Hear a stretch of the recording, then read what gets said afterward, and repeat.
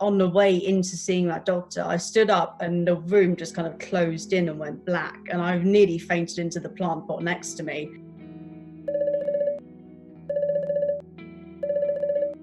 Hi, I'm Georgina Rowley. I was diagnosed with acute myeloid leukemia at the start of January of this year, and I'm now in remission. I had been ill with kind of infections and things in the run up to Christmas, but I just had a kind of rotating series of infections, colds, and just a chest infection that I was taking loads of antibiotics for.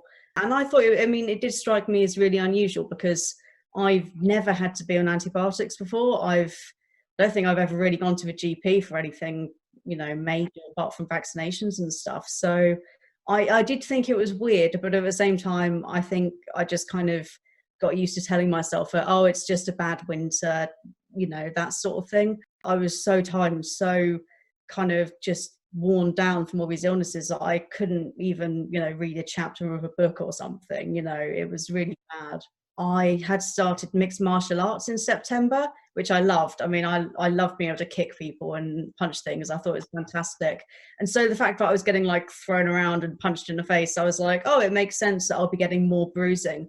So at the start, I wasn't bruising that easily, but in kind of late November, just bruising like a peach. So that was something that other people noticed, but I didn't really at the time. I think it was the first week of December.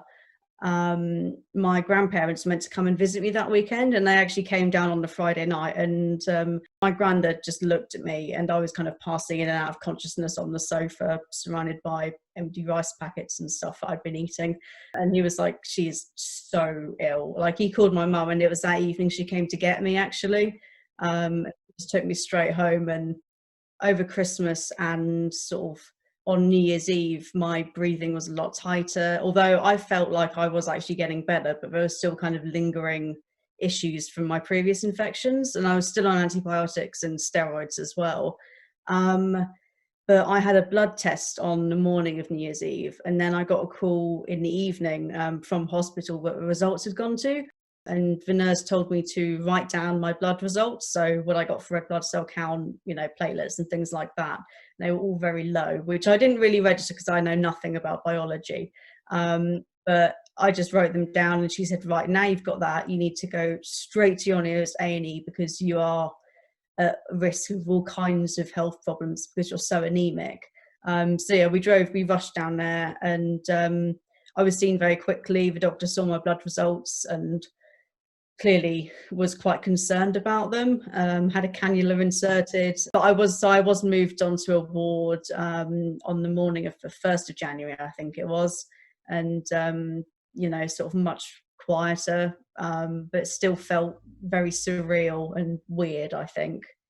My blood had been sent to UCLH in London, where they'd done some more extensive testing on it. And the haematologist in my local hospital came back to my bed and said, we found, in your blood there some abnormal cells.